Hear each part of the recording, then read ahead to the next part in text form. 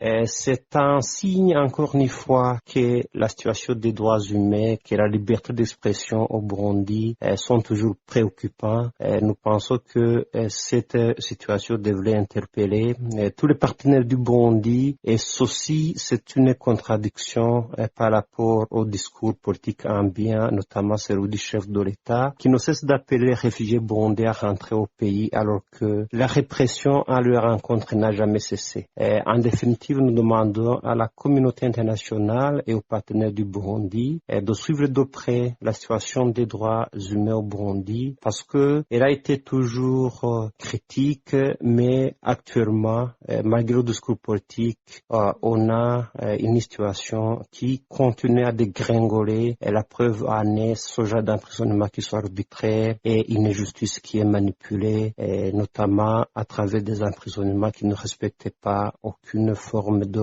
légalité. Nous demandons en définitive que les autorités judiciaires, les autorités politiques burundaises de tout faire pour que la libération soit immédiate parce que c'est un emprisonnement qui n'est ni fondé, ni légalement, ni dans les faits, d'où la justice, en vertu de l'article 60 de la Constitution, devrait jouer son rôle d'être gardien des droits et libertés des citoyens plutôt que d'être un outil de répression